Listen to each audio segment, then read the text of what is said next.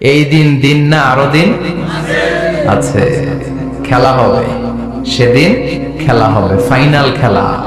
এক সেকেন্ডের নাই ভরসা, ভঙ্গ হবে রং তামাশা, চক্ষু বুঝিলে হায়রে দম ফুরাইলে। এই গানের যিনি সিঙ্গার ছিলেন, আমরা তখন ছোট, ফিরোজ শাহ বা ফিরোজ শাহ নামে। এক সেকেন্ডের নাই ভরসা, ভঙ্গ হবে রং তামাশা, চক্ষু বুঝিলে হায়রে দম ফুরাইলে। এই গানটা উনি গাইতে গাইতে স্টেজে মারা গিয়েছিলেন। অনেকে খাওয়ার টেবিলে বসে মারা যায়, আছে না নাই? ফুটবলার ফুটবল খেলতে খেলতে মরছে, দেখেন নাই? ক্রিকেট খেলতে খেলতে মরা যায়, আছে না নাই? রেসলিং খেলতে খেলতে মারা যায়, দেখেন নাই? কত ধরনের মরণ। আল্লাহ তুমি আমাদেরকে ভালো মরণ দিও, ইমানি মরণ দিও। ইমানের পথে অবিচল থেকে আমার মরণ যেন হয়। একটা ছোট্ট সূরা, সেখান থেকে দুটি আয়াত আমার খুতবায় তেলাওয়াত করেছি। সূরাটি হচ্ছে সূরাতুল আ'লা। সূরাতুল আ'লার 16 এবং 17 নম্বর আয়াত আমি তেলাওয়াত করেছি। এই আয়াতের আলোকে আমি আপনাদের সাথে কিছু কথা শেয়ার করবার চেষ্টা করব, পড়েন ইনশাআল্লাহ। এই আয়াতে আল্লাহ বুঝাতে চেয়েছেন, এই পৃথিবীটাকে এত বড় মনে করো না। You have to go back to your lord. তোমাকে তোমার রবের কাছে ফিরে যেতে হবে। এই দিন দিন না আরো দিন আছে, খেলা হবে, সেদিন খেলা হবে, ফাইনাল খেলা। ওই খেলার জন্য আমরা অপেক্ষা করছি। এই পৃথিবীতে ক্ষণিকের জন্য আমরা এসেছি, হ্যাঁ, very short period of time. আসল সময় শুরু হবে সেদিন, কিয়ামতের দিনটাই, যেদিন আমরা উলঙ্গ হয়ে দাঁড়াবো। সূর্যটা মাথার কাছে চলে আসবে, সূর্যের তীব্র তাপে মাথার মগজগুলো গলে গলে নাকের ছিদ্র আর কানের ছিদ্র দিয়ে বেয়ে বেয়ে পড়বে। জিহ্বাটা কুকুরের মতো তৃষ্ণায় বের হয়ে নাভির সামনে এসে ঝুলতে থাকবে, কুকুর যেমনি ঝুলায়। সবাই তৃষ্ণার্ত, ক্ষুধার্ত, ধর্মার্ত, পেরেশান, চিৎকার, চেঁচামেচি, কান্না, বিলাপ। সবার মুখে একটাই আওয়াজ, আল্লাহ আমারে বাঁচাও। ওই দিনের জিকিরের নাম কি? বাঁচাও। সবাই বলেন, ওই দিনের জিকিরের নাম কি? রব্বুল আলামিন বলেন, ওই কঠিনতম দিনে যদি বাঁচতে চাও, দুনিয়ার মায়াকে ভুলে যাও, আখিরাতের জন্য প্রস্তুতি নিয়ে ফেলো। বাল তু'থিরুনাল হায়াতাদ দুনিয়া ওয়াল আখিরাতু খায়রুন ওয়া আবকা। তোমরা এই দুনিয়ার জীবনটারে অনেক বড় মনে করো, মনে করো এটাই আসল। আল্লাহ বলে এটা আসল না, এটা নকল। আসল হচ্ছে আখিরাত, ঠিক কি না?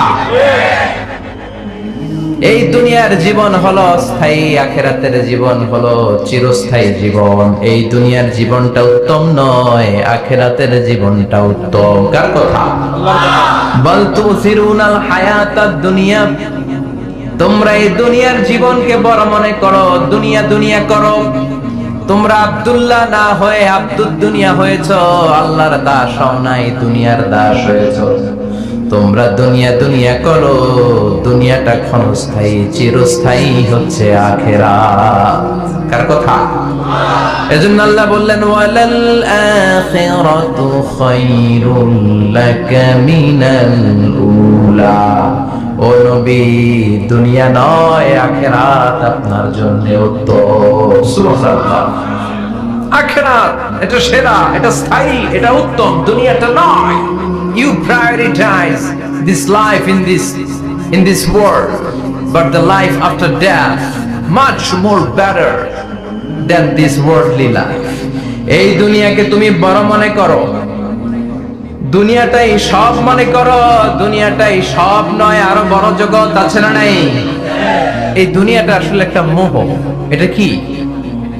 একটা খেলার মধ্যে আমরা পড়ে আছি, মোহাচ্ছন্ন, লোভাতুর হয়ে আছি। চাকচিক্যময় দুনিয়া দেখে এর পরীক্ষার ভেতরে পড়ে আখিরাতকে আমরা ভুলিয়ে গিয়েছি। আর আল্লাহ বলেছেন দুনিয়া নয়, শ্রেষ্ঠ হলো আখিরাত। ওই আখিরাতের জন্য তোমরা সামান জোগাড় করো। চিল্লায় বলেন ঠিক কিনা? আবার আল্লাহ বললেন এই দুনিয়ার জীবনটা হলো মাতাউল গুরুর, ওয়া মাল হায়াতুদ দুনিয়া ইল্লা মাতাউল গুরুর। দুনিয়ার জীবনটা হলো সাময়িক ভোগের সামগ্রী, সাময়িক ভোগের বিষয়। আজ আছে কাল নাই, হাতের ময়লা, ছেড়ে দিলে সব শেষ। ঠিক কিনা? আবার আল্লাহ বললেন এই দুনিয়ার জীবন হলো লাইবুন ওয়া লাহবুন, ওয়া মাল হায়াতুদ দুনিয়া ইল্লা লাইবুন ওয়া লাহবুন। দুনিয়ার জীবন হলো খেল তামাশা, মরলে সব শেষ হয়ে যাবে। চিল্লায় বলেন ঠিক কিনা? ওরে এভবের রঙ্গ হবে যে ভঙ্গ, সবই সাধেরই অঙ্গ তোমার মাটিতে মিলাবে, জন্মিলে মরিতে হবে। ঠিক কিনা? মাটিতে মিলিয়ে যাবে, কিচ্ছু থাকবে না, লাশ হয়ে যাবে, খুঁজেও পাওয়া যাবে না। আবার আল্লাহ বললেন এই দুনিয়ার দৃষ্টান্ত হলো কামা ইন আনজালনাহু মিনাস সামা।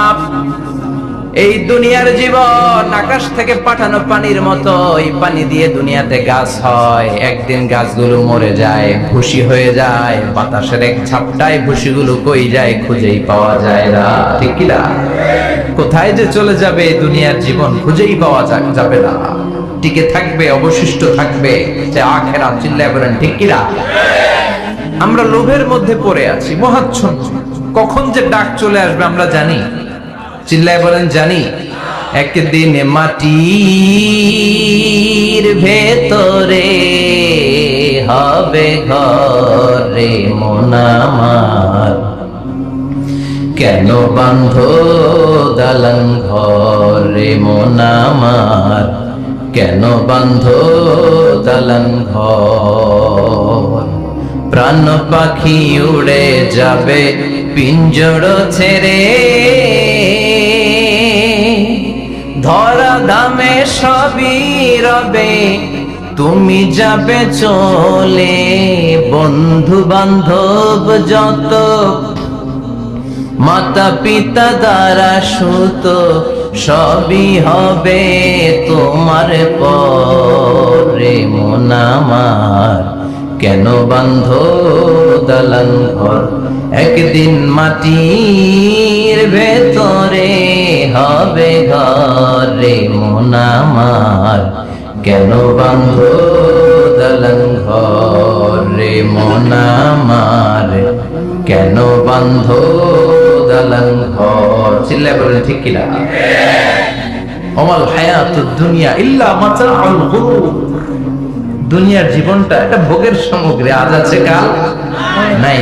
কখন যে চলে যেতে হবে কেউ জানি না। আপনাদের এই মাহফিলে আসার আগ দিয়ে এই কিছু সামনে কি রাস্তা যেন বলে এটাকে, এই করুলিয়া বাস স্ট্যান্ডের এদিকে আমার প্রাইভেট কার যখন যাচ্ছে, আমরা যখন যাচ্ছি, হুট করে আরেকটা গাড়ি এসে একজনকে ধাক্কা মারলো। হুন্ডা গেল একদিকে, সে গেল একদিকে।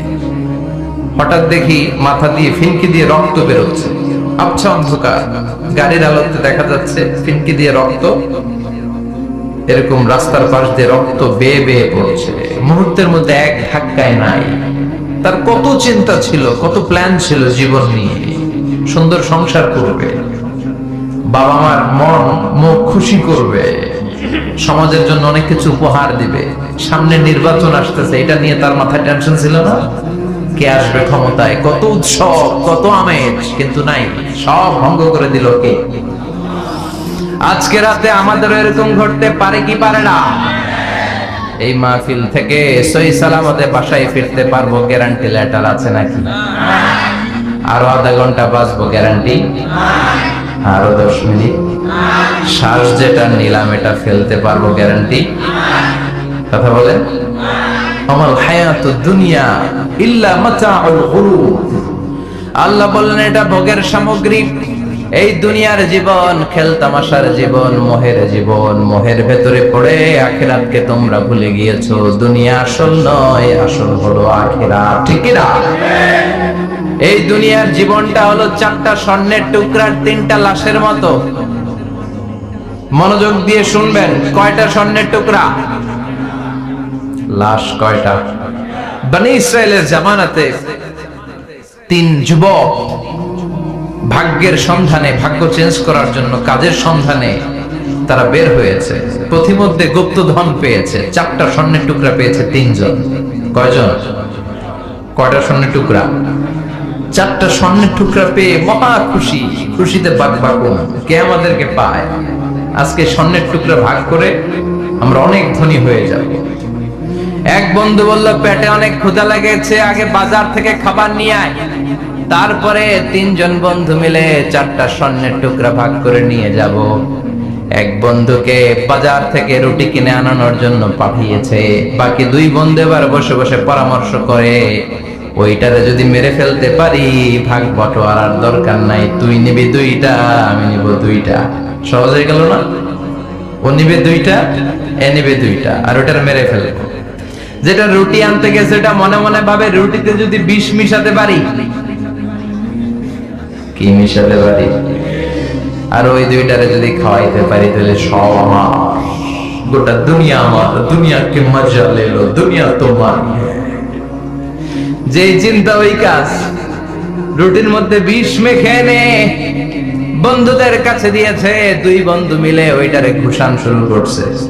ঘুষাইতে ঘুষাইতে শেষ, একটা শেষ, উইকেট একটা পড়ছে। কয়টা? আর আছে উইকেট কয়টা? ওই 2 উইকেট। কয় ক্ষুধা লাগছে এটারে মারতে, অনেক কষ্ট হয়েছে, আগে খাইয়া লই। আগে কি করি? ওই 2টা মিলে বিষ মাখানো রুটি খেতে শুরু করেছে। বিষ খাওয়ার পর ওই 2 উইকেটও শেষ। কেউ নাই, 3টাই লাশ হয়ে পড়ে আছে, 4টা স্বর্ণের টুকরা পাশে পড়ে আছে। এটাই হলো দুনিয়ার জীবন। চিল্লায় বলেন ঠিক কি না? এজন্য আল্লাহ বললেন, গোলাম থাকতে আসো নাই, চলে যাবা। কুল্লু নাফসিন যায়িকাতুল মাউত সুম্মা ইলাইনা তুরজাউন। সবাইকে মরতে হবে, কেউ থাকবে না। এই পৃথিবীতে প্রাণ নিয়ে যারা আগমন করার সুযোগ পেয়েছে সবাই মরবে। আজ হোক কাল, আগে হোক পরে, সবাইকে যেতে হবে। চিল্লায় বলেন ঠিক কি না? আবার আল্লাহ বললেন, আইনামা তাকুনু ইউদরিকুমুল মাউত। যেখানেই থাকো না কেন মৃত্যু তোমাদেরকে ছাড়বে না। মৃত্যু তোমাদেরকে সাক্ষাৎ করবে, মৃত্যু তোমাদেরকে খুঁজে বের করবে। যদিও সুদূর আকাশ পানে পালাও সেথায় লাগিয়ে সিঁড়ি। আকাশের উপরে যদি বিশাল সিঁড়ি লাগিয়ে 4র্থ আকাশে চলে যান, চাঁদের মধ্যে বাড়ি করেন, মঙ্গল গ্রহে বাড়ি করেন, ওই জায়গায় মালাকুল মাউত আপনারে খুঁজে পাবে না। চাঁদেও খুঁজে পাবে। মঙ্গল গ্রহে যদি যান, স্যাটেলাইট, আমাদের একটা বঙ্গবন্ধু স্যাটেলাইট চ্যানেল লঞ্চ করা হয়েছে না, ওইখানে গেলে তো আর নাই মালাকুল মাউত। কথা বলেন। আল্লাহ বললেন, ওয়াজাআত সাকরাতুল মাউতি বিল হক। মৃত্যুর কষ্ট তোমাদের ছাড়বে না, যেখানেই তোমরা থাকো না কেন মৃত্যু ঠিকই তোমাদের পাকড়াও করবে। চিল্লায় বলেন ঠিক কি না? আবার মৃত্যুর একটা নির্ধারিত সময় আছে। ওই সময় যখন আসে 1 সেকেন্ড আগেও আসে না, পরেও আসে না। কার কথা? লিকুল্লি উম্মাতিন আজালুন ফাইযা জাআ আজালুহা লা ইস্তাখিরুনা সাআতাও ওয়া লা ইস্তাকদিমুন। মৃত্যুর জন্য একটা নির্ধারিত টাইম আছে। টাইমটারে বেঁধে দিয়েছে কে? ওই টাইমটা যখন চলে আসে 1 সেকেন্ড আগেও আসে না, 1 সেকেন্ড পরেও আসে না, অন টাইম আসে। কিভাবে আসে? On time. কথা বলেন, সবাই বলেন অন টাইম। আরো জোরে বলেন, death will come on time. Death never late. মৃত্যু যখন আসে অন টাইমে আসে। নির্ধারিত একটা সময় আসে, ওই সময়ের আগেও আসে না, পরেও আসে না। 1 সেকেন্ড আগেও আসবে না, পরেও আসবে না। মনে করেন আপনাকে রব্বুল আলামিন 60 বছরের হায়াত দিয়েছে, আপনার বয়স এখন 50 বছর, আরো বাকি কয় বছর? এখন গোটা বিশ্বের সবাই মিলে যদি আপনারে মারতে চায়, কিছু করতে পারবে নাকি? কথা বলেন। আবার রব্বুল আলামিন আজ রাত 12টায় আপনার হায়াত কেড়ে নেবে। মালাকুল মাউত এসে রূহ কবজ করবে। দুনিয়াতে আর থাকার কোনো পারমিশন আপনার নাই, থাকার কোনো সুযোগ নাই। গোটা বিশ্বের সবাই মিলে যদি আপনারে রাখতে চায়, রাখতে পারবে নাকি? কথা বলেন। চলে যেতে হবে। এই পৃথিবীতে আসার একটা সিস্টেম থাকে, যাওয়ার কোনো সিস্টেম নাই, ঠিক কি না? আসার সময় আগে আসছে আমার দাদা, তারপর আমার বাবা, তারপরে আমি, তারপরে আমার ছেলে, তারপরে আমার নাতি, তারপরে তার ছেলে, ঠিক কি না? তার মানে আসার একটা সিরিয়াল আছে, যাওয়ার কোন সিরিয়াল আছে নাকি? কথা কোন? নাকি সিস্টেম দাদা আগে আসছে, দাদাই আগে যাবে, নাতি যেতে পারবে না? কথা বলেন। দাদার আগে নাতি মরে, এরকম আছে না নাই? মায়ের আগে মেয়ে যায়, আছে না নাই? মুরব্বী বাজানেরা বেঁচে থাকে, আমাদের মতো যুবক গুলো অ্যাক্সিডেন্টে মারা যায়, আছে না নাই? আবার অসুস্থরা বেঁচে থাকে, সুস্থরা মরে যায়, আছে না নাই? হাসপাতালে রোগীগুলো বেঁচে থাকে, ডাক্তার মরে যায়, আছে না নাই? উখিয়াতে তো ডাক্তার মরে না, দিকেও ডাক্তার মরে। ওনারা না বাঁচায় মানুষে? হ্যাঁ হ্যাঁ, আল্লাহ বাঁচায়, ডাক্তার হচ্ছে ওয়াসিলা। চিল্লা এখন ঠিক কিনা? তার মানে এই মরণের একটা সিরিয়াল, দুনিয়ার থেকে চলে যাওয়ার কোনো সিরিয়াল থাকে না, মরে যাওয়ার সিরিয়াল থাকে না, আসার একটা সিরিয়াল থাকে, যাওয়ার কোনো সিরিয়াল থাকে না, কি বলেন? জোরে বলেন। আবার চলে যাওয়ার কোনো ভরসা নাই, এক সেকেন্ডের মধ্যে সব হয়ে যায়। একটা সঙ্গীত আছে না, এক সেকেন্ডের নাই ভরসা, ভঙ্গ হবে রং তামাশা, চক্ষু বুঝিলে হায়রে দম ফুরাইলে। চিল্লায় বলেন ঠিক কিনা? হায়রে মানুষ রঙিন ফানুষ, দম ফুরাইলে তবু তো ভাই কারোরই নাই একটুখানি, কথা কয় না? হায়রে মানুষ রঙিন ফানুষ, রঙিন ফানুষ, হায়রে মানুষ। চিল্লায় বলেন ঠিক কিনা? যে কোনো সময় চলে যায়।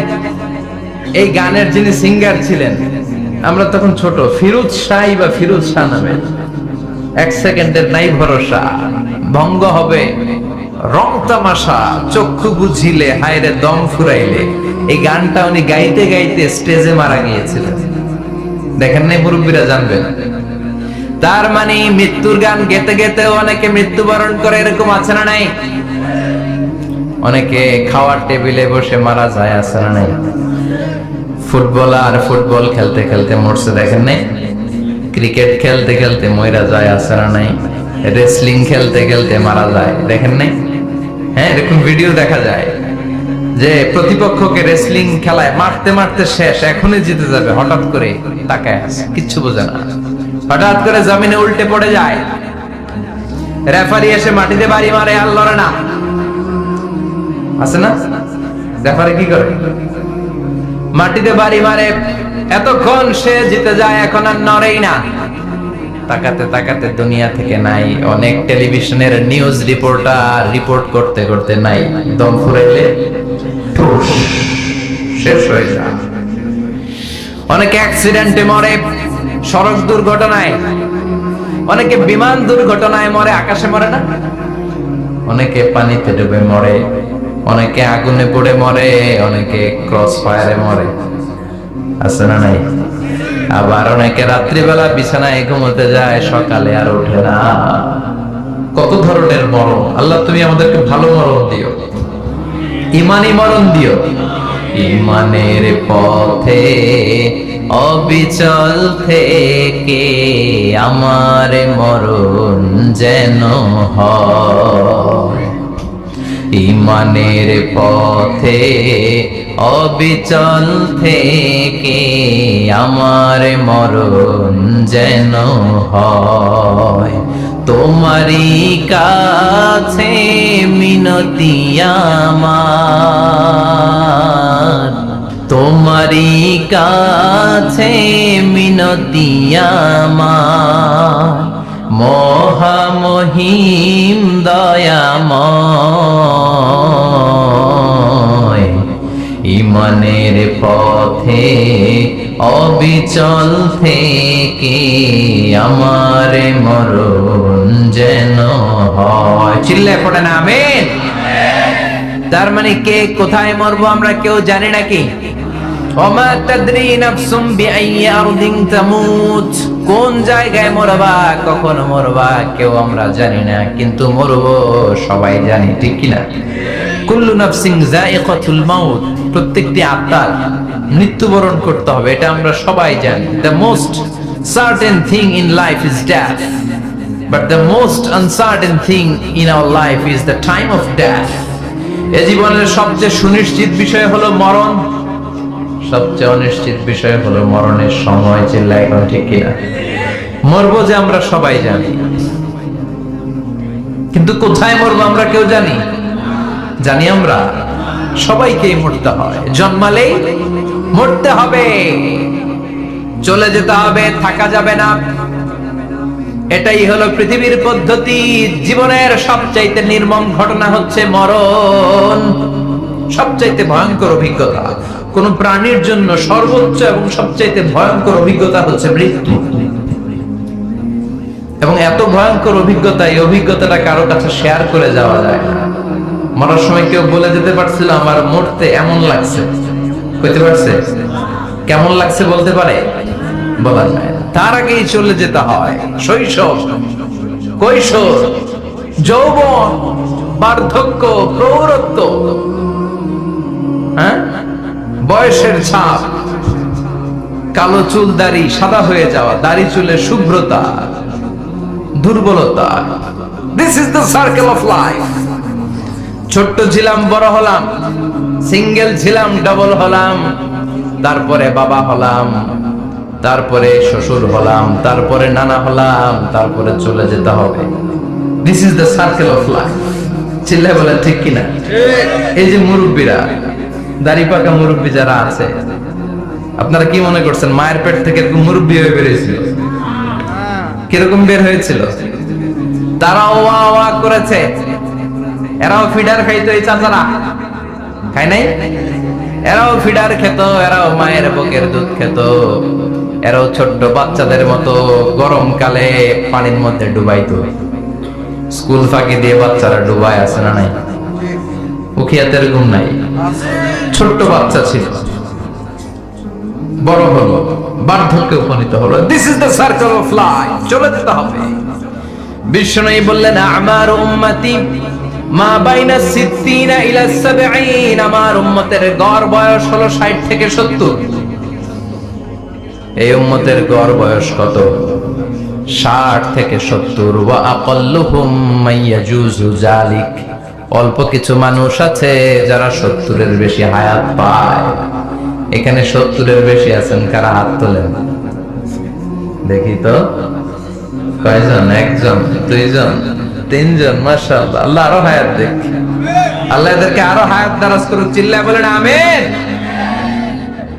তার মানে আমার উম্মতি মা বাইনা 60 ইলা 70। বিশ্বনবী বললেন এই উম্মতের গড় বয়স 60 থেকে 70, আর 70-এর বেশি হায়াত পাবে। ওয়া আকাল্লুহুম মাইয়াজুজু যালিক, 70-এর বেশি পাবে হাতে গোনা, গুনে বের করে ফেলা যায় একজন, দুইজন, তিনজন, বাকি সব 60-এর আগে নাই। ঠুস। চিল্লা এখন ঠিক কিনা? বাংলাদেশের গড় হায়াত কত মানুষের? 60। বিশ্বনবীর কথার সাথে মিলে গেছে। চিল্লায় পড়েন সুবহানাল্লাহ। এই জন্য বিশ্বনবী বলেন এই যে মুরব্বীদের দাড়ি পাকে, এই যে রাস্তায় অ্যাক্সিডেন্ট হয়, এই যে ক্যান্সারে আক্রান্ত হয়ে লোকজন মারা যায়, তারপরেও কি টনক নড়ে না? এরপরেও কি বিবেকে ধরে না যে তোমাকে চলে যেতে হবে? আকসিরু যিকরা হাযিমিল লাযযাত, জীবনের সব স্বাদকে পানসা করে দেয় ওই মরণকে স্মরণ করো। মরণকে স্মরণ করলে জাহান্নাম বরণ করা লাগে না। চিল্লায় বলেন ঠিক কিনা? আবার আল্লাহ বললেন গোলাম, স্পেশাল একজন ফেরেশতা আমি মরণের জন্য সিলেক্ট করলাম, নাম মালাকুল মাউত। তাকে আমরা আজরাইল বলে চিনি। এই মালাকুল মাউত তার বাহিনী নিয়ে নির্ধারিত টাইমে গোটা বিশ্বের সব মানুষের রূহ কবজ করে। অন টাইম নাকি দেরি করে? মালাকুল মাউত আগেও আসে না, পরেও আসে না। সুবহানাল্লাহ পড়ে। সাইয়েদনা সুলাইমান আলাইহিস সালাম জামানাতে ওনার এক ওয়াজির ছিল, মন্ত্রী। ওই মন্ত্রীকে নিয়ে উনি বৈঠক করতেন। ওনার সময়ে উনি মালাকুল মাউতের সাথে বৈঠক করতেন। শুনতেছেন?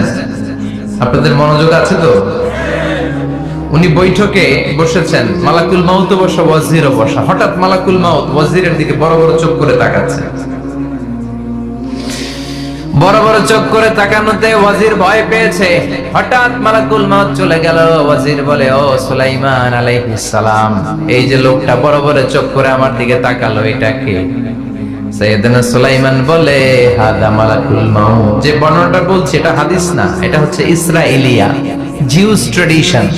কোরআন হাদিসের সাথে কোনো দ্বন্দ্ব নাই, তাই বর্ণনা করা যাবে। বিষ্ণু বলেছেন, বাল্লিগু আন্নি ওয়ালাউ আয়া। আবার বলেছেন, ওয়া হাদিসু আন বনি ইসরাঈল ওয়ালা হারাজ।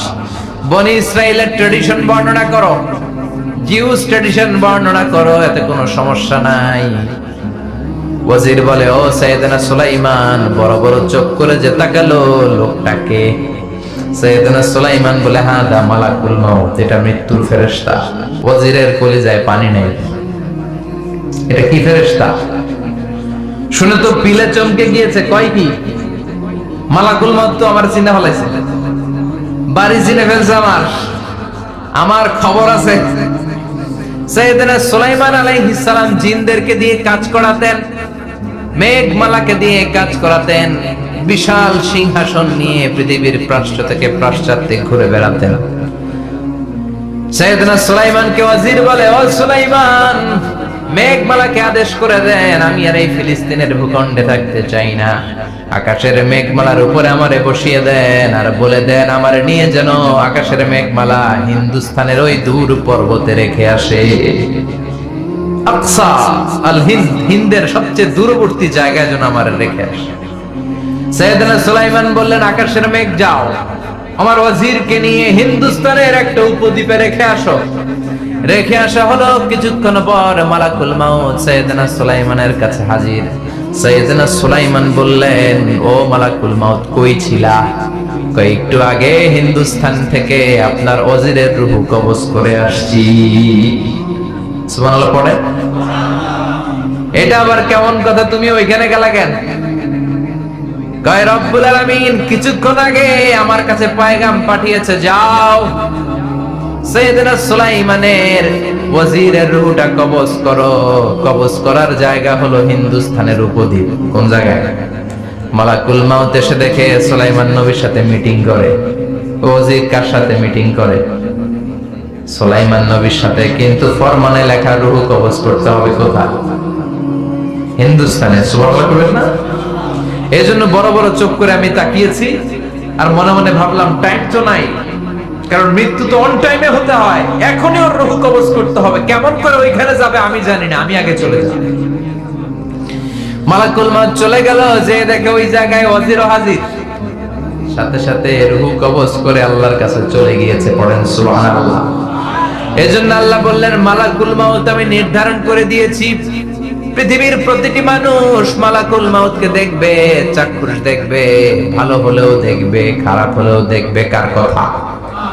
ভালো মানুষ যদি হয়, আল্লাহওয়ালা যদি হয়, ইসলাম প্রিয় যদি হয়, ডানপন্থী যদি হয়, মৃত্যুর সময় মালাকুল মাউত আলা সূরাতি শাবিন আলা আহসানি সূরা, একজন যুবকের আকৃতিতে চমৎকার ধবধবে সাদা একটা জুব্বা পরে, জান্নাত থেকে জান্নাতি কাফন নিয়ে, হানুত মিন হানুতিল জান্নাত, জান্নাতের সুগন্ধি নিয়ে মুমূর্ষু রোগীর মাথার সামনে এসে বসে যায়, আর দেহটার ইঙ্গিত করে বলে, ইয়া আইয়াতুহান নাফসুত তাইয়্যিবা, ও পবিত্র আত্মা।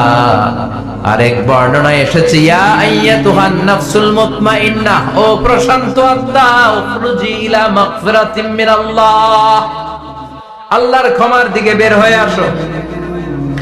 উখরুজি ইলা মাগফিরাতিম মিনাল্লাহি ওয়া রিদওয়ান, আল্লাহর ক্ষমার সন্তুষ্টির দিকে রূহটা বের হয়ে আসো। স্মুথলি বলার সাথে সাথে মুমিনের দেহ থেকে রূহটা বের হয়ে আজরাইলের হাতে চলে যায়। স্মুথলি, বলার সাথে সাথে স্বাচ্ছন্দ্যে, আনন্দে মুমিনের দেহ থেকে রূহটা সা করে বের হয়ে মালাকুল মাউতের হাতে এসে পড়ে। সুবহানাল্লাহ। আল্লাহ, এমন মৃত্যু তুমি আমাদের নসিবে রেখে দিও। চিৎকার করে পড়ে না আমিন। আর যারা ইসলাম মানে নাই, আর যারা কোরআন মানে নাই, আর যারা দিন কায়েমের আন্দোলন করে নাই, দিনকে ভালোবাসে নাই, বামার রামপন্থী ছিল, নাস্তিক ছিল, ইসলাম বিরোধী ছিল, তাদের কাছেও মালাকুল মাউত আসে কি আসে না? চিল্লায় বলে না, আসে কি আসে না? তাদের কাছেও আসে, কিন্তু আলা সূরাতি আকবাহি রাজুল, একজনের চেহারা যত ভয়ঙ্কর হতে পারে, যত নিকৃষ্ট হতে পারে, এরকম ভয়ঙ্করতম নিকৃষ্ট দুর্গন্ধওয়ালা একটা চেহারা নিয়ে আসে। রিজলাহু ফিল আরদ, পা থাকে জমিনে, রাসুহু ফিস সামা, হাদিসের বর্ণনা, পা দুইটা জমিনে, মাথা আকাশে। এসে ধমক দিয়ে জালিমের মাথার সামনে এসে বলে, ইয়া আইয়াতুহান নাফসুল খাবিসা, হে পাপাত্তা, হে অপবিত্র আত্মা, উখরুজি ইলা সাখাতিল্লাহি ওয়া গাদাবিহি, আল্লাহর রাগের দিকে, আল্লাহর অসন্তুষ্টির দিকে বের হয়ে আয়। মালাকুল মাউতের এই অর্ডার পাওয়ার সাথে সাথে রূহটা কিন্তু বের হয় না। মুমিনের রূহকে ডাক দিলে যেমনি স্মুথলি বের হয়, কাফিরের রূহ এভাবে বের হয় নাকি? কথা বলেন। রূহটা ডানে যায়, ফাতাতাফাররাক, একবার রূহটা ডানে যায়, আবার রূহটা বায়ে যায়, আবার সামনে যায়, পায়ে যায়, হাতের মধ্যে ঢুকে ডানে বায়ে যায়। মালাকুল মাউত আবার ধমক দিয়ে বলে, ইয়া আইয়াতুহান নাফসুল খাবিসা, পাপাত্তা, বের হয়ে আয়। রূহটা আবার ডানে যায়, বায়ে যায়, সামনে যায়, পেছনে যায়। এবার খপাস করে মালাকুল মাউত রূহকে ধরে টান মারে। সারা দেহটা থেকে প্রাণ রস সিক্ত করতে করতে দেহ থেকে রূহটাকে টেনে হিচড়ে বের করে আনে। আর মুমূর্ষু রোগীটা চিৎকার মারতে থাকে, পড়েন না আউযু বিল্লাহ। একটা জীবন্ত ছাগল, একটা জীবন্ত ছাগলের চামড়াগুলো জবাই না দিয়ে কেউ যদি টেনে টেনে বের করে, ছাগল জবাই হয় নাই কিন্তু চামড়া এক পাশ থেকে টেনে টেনে টেনে হিচড়ে আপনি গা থেকে বের করলে যত কষ্ট হয়, এর চেয়ে বেশি কষ্ট দিয়ে মালাকুল মাউত বামপন্থী আর কাফেরদের রূহটা দেহ থেকে বের করে আনে। পড়েন না আউযু বিল্লাহ। আমাদের রূহটা যেন আল্লাহ, মুমিনদের রূহ আপনি যেভাবে কবজ করেন, ওইভাবে যেন আমাদের রূহটা বের হয়ে আসে। আর জোরে পড়েন আমিন। এজন্য আল্লাহ বললেন, বাল তু'সিরুনাল হায়াতাদ দুনিয়া ওয়াল আখিরাতু খায়রুন ওয়া আবকা। পাগলের মতো মোহাচ্ছন্ন হয়ে এই দুনিয়াটার পেছনে ছুটে বেড়াও। এই দুনিয়া আসল নয়, আখিরাত হলো আসল। চিল্লায় বলেন ঠিক কিনা? অস্থির, আমরা অস্থির, আমরা ব্যস্ত দুনিয়ার লোভে আর মোহে পড়ে আমাদেরকে যে মরতে হবে, চলে যে যেতে হবে, এটা ভাবার সময় আমাদের নাই। চিল্লাই কোন ঠিক কিনা? এজন্য বলা হয় মুতু ক্বাবলান তামুতু, মরার আগে একবার মরো। হাসিবু ক্বাবলান তুহাসাবু আলাইক, তোমার হিসাব কিয়ামতের দিন করার আগে তুমি তোমার হিসাব করো। জীবনে কি কি পাপ করেছি আমি জানি না, আমার চেয়ে ভালো কেউ জানে না। চিল্লায় বলেন ঠিক কিনা? কি কি অন্যায় করেছি আমার হৃদয়ের মধ্যে কথাগুলো আছে না নাই? পৃথিবীর কেউ না জানলেও আমি জানি কি জানি না? পৃথিবী না জানুক আমি তো জানি, আমি কি পাপ করেছি। পৃথিবী না জানুক আমি তো জানি, আমি কি পাপ করেছি। আমার পাপের করলে বিচার, বাঁচার উপায় নাই আমার। দয়াময় প্রভু মাফ করো আমায়, মাফ করো আমায়। পড়ে না আমি আর জোরে আমিন। এজন্য হাসিবু ক্বাবলা আন তুহাসাবু আলাইক, তোমার হিসাব বসার আগে নিজে হিসাব করো কি কি করলা। আসল মরণের দিন শটান হয়ে তো শুয়ে পড়ো ভাই, মরার আগে আরেকবার মরণ, মরার আগে আরেকবার কি করবেন? কথা বলেন, মরার আগে কি করতে হবে? হঠাৎ একদিন বিছানায় শটান হয়ে শুয়ে যান, চক্ষুটা বন্ধ করেন, ভাবেন মরে গিয়েছেন, এই তো মালাকুল মাউত চলে এসে রুহটা নিয়ে গেল। আত্মীয় স্বজন চিৎকার চেঁচামেচি শুরু করে দিল, কান্নার রোল পড়ে গেল চারদিকে। মাইকের মধ্য দিয়ে, মসজিদের মাইকে অ্যানাউন্স হয়, অমুক এলাকার নিবাসী অমুক ভাই আমাদের মধ্যে দুনিয়ায় নাই, তার জানাজা হবে এশার নামাজের পর। সবাই এসে রুহের মাগফিরাত করেন। সবাই আপনারে দেখতে আসবে, কেঁদে কেঁদে লোকজন আপনারে কবর দিতে আসবে। চিল্লায় বলেন ঠিক কি না? কেঁদে কেঁদে সবাই আসবে, দেখার জন্য আসবে। ছেলেগুলো কাঁদবে, স্ত্রী কাঁদবে, বাবা মা কাঁদবে, বন্ধু বান্ধব কাঁদবে। আর ঘরের মধ্যে রাখা হবে না। এবার আপনাকে গোসল দেওয়ার পালা। চক্ষু বন্ধ করে চিন্তার দরকার আছে না নাই? কথা বলেন। হঠাৎ করে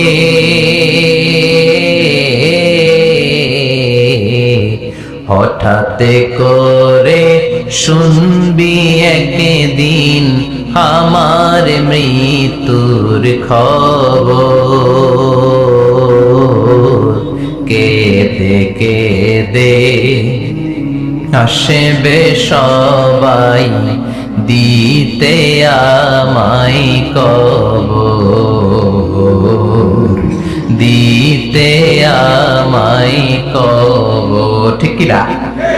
একটু চোখটা বন্ধ করে ভাবেন, আপনাকে গোসল দেয়া হবে, জামাগুলো খোলা হবে। এত টাকা দিয়ে যে দামি গোসলখানা টাইলস লাগিয়ে ঘরে বানালেন, আপনার শেষ গোসলটা কি ওই দামি গোসলখানায় হবে? লাশ যেখানে ধোয়া হয় ওই জায়গায় ধোয়া হবে। আপনাকে কাফন পরানো হবে। আপনার কলিজার টুকরা ছোট বাচ্চাটারে বলা হবে, আব্বু দেখে যাও তোমার বাবারে শেষবারের মতো দেখো। আপনার বাবা মা শেষবারের মতো একটা নজর দিয়ে আপনার চেহারাটা দেখে নিবে। বন্ধু বান্ধবরা শেষবারের মতো একবার আপনারে দেখে নিবে। জানাজার জায়গায় নেওয়া হবে। হবে না এই ঘটনাটা আমাদের? হ্যাঁ, হবে কি না? হাজার হাজার মানুষ শেষ বিদায় দেওয়ার জন্য আসবে। চারটা তাকবীর দিয়ে ইমাম নামাজ শুরু করবে। আল্লাহু আকবার, আল্লাহু আকবার, আল্লাহু আকবার, আল্লাহু আকবার বলে নামাজ শুরু করবে। নামাজ শেষ। এবার পালকিতে করে কবরে যাওয়ার পালা। যেতেই হবে, যেতেই হবে। পালকিতে করে লোকজন নিতে শুরু করবে। কবরস্থানের ওই জায়গায় যেখানে মানুষ বছরে মানুষ না মরলে যায় না, ওই গহীন নিঝুম কবরস্থানে ঢুকানো হবে। পালঙ্ক থেকে নামিয়ে আপনার জন্য করে রাখা আগ থেকে কবরটার মধ্যে শুইয়ে দেয়া হবে। উপরে বাঁশ দিয়ে ছাউনি, শেষবারের মতো সবাই দেখে বাঁশের ছাউনির উপরে মাটি চাপা দিবে। শুধু অন্ধকার, এই অন্ধকার যেন শেষ হতে চায় না। এই ঘটনা ঘটবে না আমাদের? কথা বলে ঘটবে কিনা? এজন্য মরার আগে এগুলো চিন্তার দরকার আছে না নাই? মরার আগে আরেকবার মরার দরকার আছে না নাই? এজন্য রব্বুল আলামিন বলেন, বাল তুসিরুনাল হায়াতাদ দুনিয়া ওয়াল আখিরাতু খায়রুন ওয়া আবকা। এই দুনিয়ার জীবনটাকে তোমরা আসল জীবন মনে করো, এটা আসল জীবন নয়। আসল জীবন হলো কবরের জীবন। চিল্লায় বলেন ঠিক কি না? আল্লাহ তোমার এই দুনিয়া,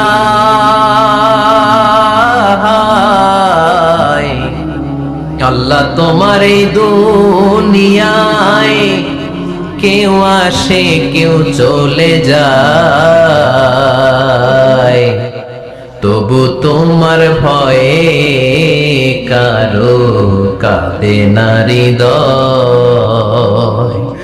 এই দুনিয়াতে আমার বদলে গেল মন।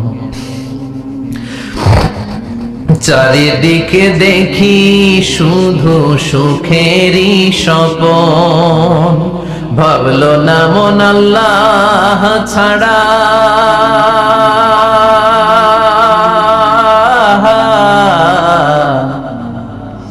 ভাবলো না মন আল্লাহ ছাড়া নেই কোনো উপায়,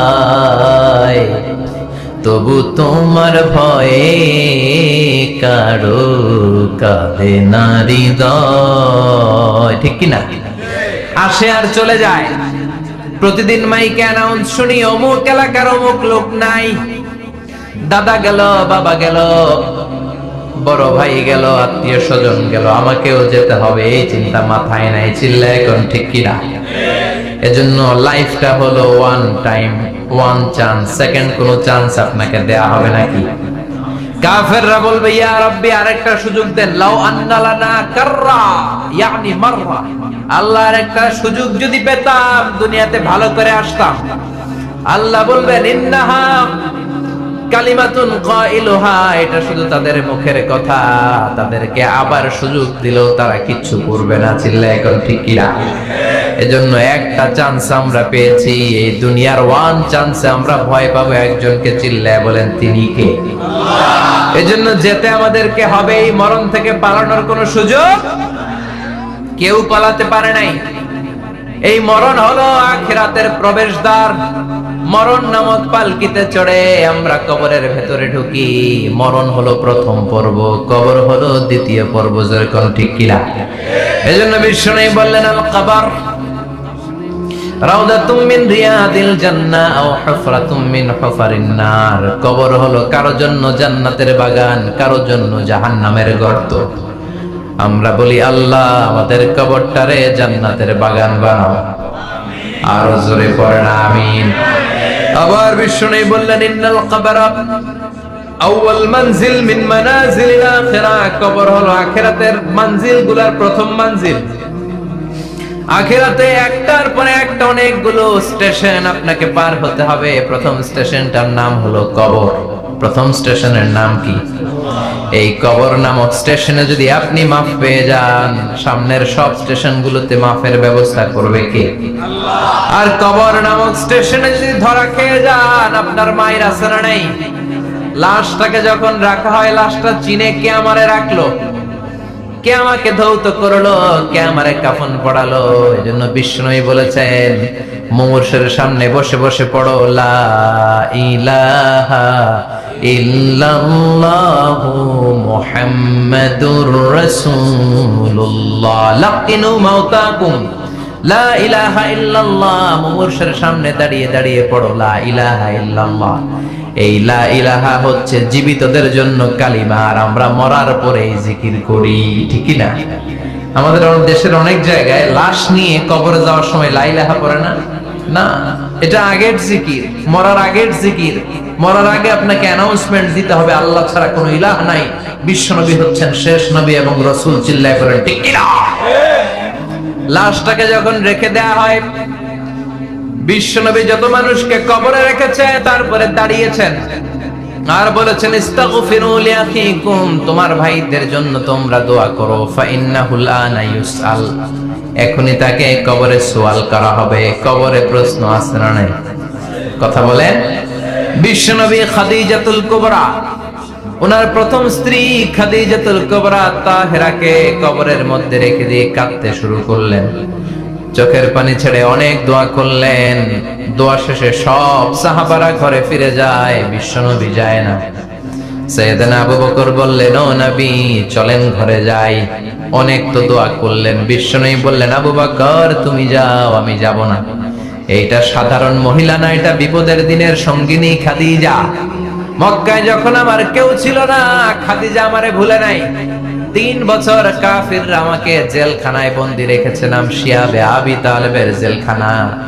আমার স্ত্রী ওই জেলখানার জীবনেও আমারে ছাড়ে নাই। আমার সাথে 3 বছর খাদিজাও জেল খেটেছে।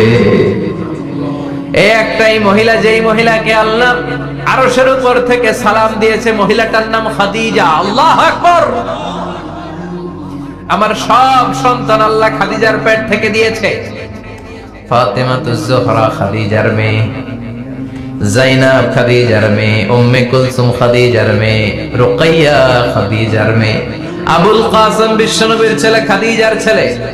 আব্দুল্লাহ, যাকে তাইয়্যিব এবং তাহের নামে আমরা চিনি, সেও খাদিজার ছেলে। সুবহানাল্লাহ। ও আবু বকর, আমার এই কলিজার টুকরা প্রিয়তমা খাদিজারে রেখে দিয়ে কেমনে বাসায় যায়? তুমি যাও, আমি দাঁড়িয়ে থাকবো। এখনই মুনকার নাকির এসে খাদিজারে প্রশ্ন করবে, আমি দেখবো খাদিজা উত্তর দিতে পারে কিনা। আর প্রশ্নের উত্তর যদি ভুল করে ফেলে, কবরের উপর থেকে আমি নিজে প্রশ্নের উত্তর দিয়ে দেব। সাইয়েদনা জিবরাইল বললেন, নবী, আপনারা দাঁড়িয়ে থাকার দরকার নাই, আবু বকরের সাথে ঘরে চলে যান। আল্লাহ জানিয়ে দিয়েছে, খাদিজার কবরের প্রশ্নে যদি কোনো সমস্যা হয়, আরশের উপর থেকে খাদিজার প্রশ্নের জবাব আল্লাহ নিজে দিয়ে দিবে। এজন্য কবরের আযাব থেকে বিশ্বনবী পানাহ চেয়েছেন। বিশ্বনবী বলেছেন, আল্লাহুম্মা ইন্না নাউযু বিকা মিন আযাবিল কবর। ও আল্লাহ, কবরের আযাব থেকে তুমি আমাদেরকে বাঁচাও। পড়েন আমিন। কবরে মুমিনদেরকে 4টা প্রশ্ন করা হবে, কাফিরদেরকে 3টা প্রশ্ন। চিৎকার করে বলেন, মুমিনের প্রশ্ন কয়টা?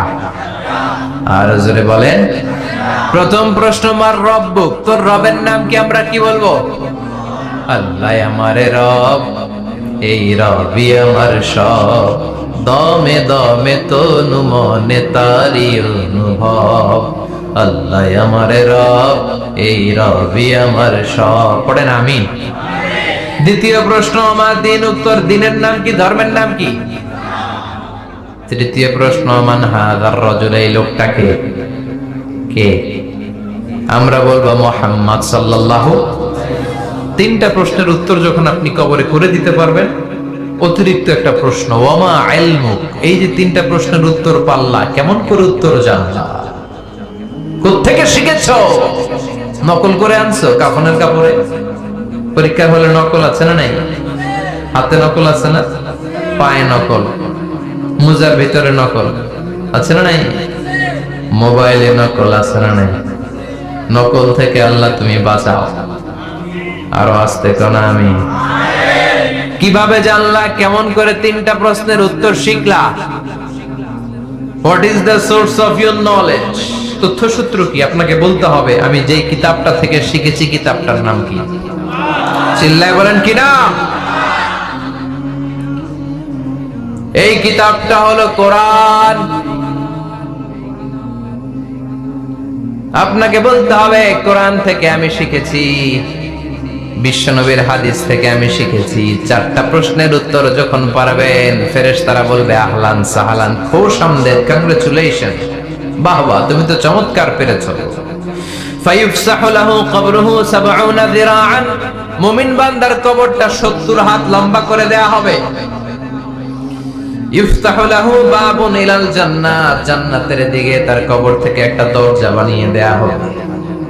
জান্নাতের সুঘ্রাণ, ঠান্ডা বাতাস এসে তার কবরের ভিতরে ঢুকতে শুরু করবে। ইলবাসু লিবাস মিন আহলিল জান্নাত, জান্নাতীদের পোশাক তার গায়ের মধ্যে পরিয়ে দেয়া হবে। আল্লাহু আকবার। আর বলা হবে, নাম কানাউমিল আরুস, বাসর রাতে বর যেমনি কনেকে নিয়ে ঘুমিয়ে যায়, তুমিও একটা ঘুম দাও। আলহামদুলিল্লাহ পড়ে।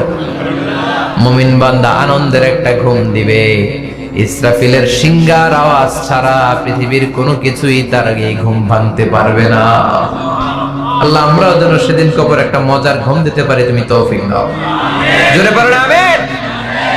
এবার বামপন্থী নাস্তিক আর কাফেরদের পালা, ইসলাম বিদ্বেষীদের পালা, আলেম ওলামাদের শত্রুদের পালা, ইসলামকে যারা বিজয়ী শক্তি হিসেবে মানতে পারে নাই তাদের পালা। চিল্লায় এখন ঠিক কিনা?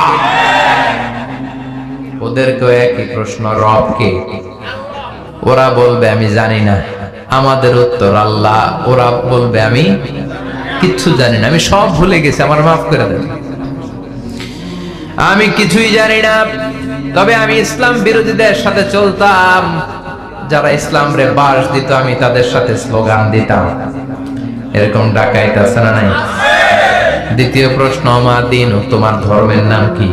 কয় আমার ধর্ম নাই, আমার ধর্ম কর্ম নাই, আমি খালি দুনিয়া কে মজা লে লো, দুনিয়া তোমারই হ্যায়, আমি খালি দুম চলে দুম। আছে না নাই? আমি শুধু মৌজ মাস্তিতে ব্যস্ত ছিলাম, আমার দুনিয়া নাই, দিন নাই, আখিরাত নাই, রবকে আমি জানি না, ধর্মকে জানি না। ইসলাম বিরোধী রাজনীতি আমি করতাম, মাও সেতুংয়ের রাজনীতি, কার্ল মার্কসের রাজনীতি, বুশের রাজনীতি, ডোনাল্ড ট্রাম্পের রাজনীতি, বামপন্থীদের রাজনীতি। চিল্লায় কর ঠিক কিনা? কোন ধর্ম নাই। এই লোকটাকে চিনো কিনা বলো। বিশ্বনবীর চেহারা দেখিয়ে বলা হবে এই লোকটাকে, কয় জানি না। এরে আমি মানতাম না, এরে আমি গালে দিতাম। এরকম জাহান্নামের নরকীট আর পিতৃ পরিচয়হীন জারদ সন্তান বাংলার দেশেও আছে না নাই? এই মহামানবটাকে গালি দিয়ে পৈশাচিক আনন্দ পায়। পত্রিকায় লিখে, ব্লগের মধ্যে লিখে, ইন্টারনেটে কার্টুন বানিয়ে বানিয়ে পৈশাচিক ফুর্তি করে। এগুলো জাহান্নামের কীট, এগুলো জারদ সন্তান, বাপ মায়ের ঠিক নাই। যে আমার নবীরে যারা গালি দেয়, এগুলোর বাপ মায়ের ঠিক আছে? এগুলোর কোনো গোড়া আছে? এগুলোর কোনো শেকড় আছে? এগুলো আগাছা চিৎকার করে বলো ঠিক কিনা? বলবে আমি জানি না। ফেরেশতারা বলবে দাঁড়া, আমরা জানি। তোর সাথে কেমন আচরণ করতে হবে আমাদেরকে ট্রেনিং দিয়েছে কে? এবার শুরু হবে মাইর। কি শুরু হবে? কথা বলেন, মাইর। ফায়ুদরাবু বিমা তারিকা মিন হাদিদ, লোহার হ্যামার দিয়ে শুরু হবে মাইর। এক একটা হ্যামারের বাড়িতে মাথাটা ফেটে চূর্ণ বিচূর্ণ হয়ে যাবে, দেহটা জমিনের ভেতরে 70 গজ ডুবে যাবে, দেবে যাবে। ওর চিৎকারে কবরস্থানটাও থারথার করে কাঁপবে। আবার জামিনকে বলা হবে ইলতাইমি, চাপা দে। জামিনে ঢুকে যাওয়ার পরে জামিনের এই পাশ থেকে একটা চাপা, মাটি চাপা, বাম দিক থেকে মাটি চাপা। দুই চাপায় ডান দিকের পাজর বায়ে চলে যাবে, বাম দিকের পাজর ডানে চলে আসবে। ওর চিৎকারে কবরস্থানটা থারথার করে কাঁপবে। আল্লাহ, এই ধরনের পরিস্থিতি থেকে তুমি আমাদেরকে বাঁচাও। আরো চিৎকার করে বলে না আমিন। এই জন্য কবরের এই প্রস্তুতি নেওয়ার দরকার আছে না নাই? কোরআনের পক্ষে থাকার দরকার আছে না নাই? ইসলামের পক্ষে থাকার দরকার আছে না নাই? ইসলামী আন্দোলনের সাথে থাকার দরকার আছে না নাই? ইসলামের বিজয় চাওয়ার দরকার আছে না নাই? যে লোক ইসলামের বিজয় চায় না, যে লোক চায় না ইসলাম দিয়ে দেশ শাসিত হোক, যে লোক চায় না কোরআনটা সংসদ ভবনে নেতৃত্ব দেয়, তার অন্তরে ঈমান থাকতে পারে নাকি? চিল্লায় বলেন পারে? যে ঈমান প্রয়োজনে জ্বলে ওঠে না, যে ঈমান সত্য ন্যায়ের কথা বলে না, যে ঈমান প্রয়োজনে জ্বলে ওঠে না, যে ঈমান সত্য ন্যায়ের কথা বলে না, যে ঈমান বাস্তবে নাই, যে ঈমান অন্তরে নাই, মুখে শুধু ফাঁকা বলি, কি করে তারে বলো ঈমানে বলি, কি করে তারে বলো ঈমানে বলি, কি করে তারে বলো ঈমানে বলি। ঠিক কি না? যে ঈমান দিন কায়েমের আন্দোলনের ধার ধারে না, যে ঈমান লেবাসধারী কোরআন হাদিস তাও পড়ে না, যে ঈমান খাজার নামে মাজার করে ফুলুস কামায়। আছে না নাই? উখিয়াতে নাই? উখিয়াতে মাজার আছে নাকি? সাগর পারে এগুলো থাকে? এগুলোর সাথে ইসলামের সম্পর্ক আছে? কথা বলেন আছে?